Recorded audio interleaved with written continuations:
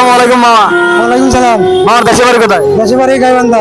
তো মামা এই ঈদ আর বাকি আছে মাত্র 2 দিন, বাড়িতে যাবেন না? না যাবো না। কেন? দেবো যাবো।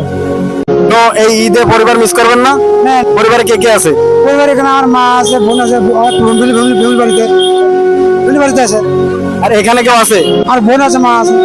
তো ফ্যামিলি যে বাড়িতে আছে তাদেরকে মিস করবেন না? মিস করে মানে কি, টাকা পয়সা দিয়ে দিচ্ছে ওদেরকে, কত কত চলতেছে।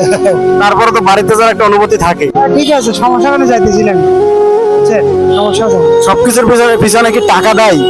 আজকে যদি আপনার অনেক টাকা থাকতো আপনি তো এখানে থাকতেন, আপনি তো বাড়িতে থাকতেন। হ্যাঁ ঠিকই আছে, বাড়ি করতে। তাহলে সবকিছু মিলাই আমরা টাকার সংকটটা যদি ফিল আপ করতে পারি তাহলে কিন্তু আমরা পরিবারকে সময় দিতে পারি। ঠিকই আছে, টাকার সমস্যার কারণে বাড়িতে দিতে হবে। তাহলে জীবনে সব থেকে কিসের অভাব? টাকা পাবো।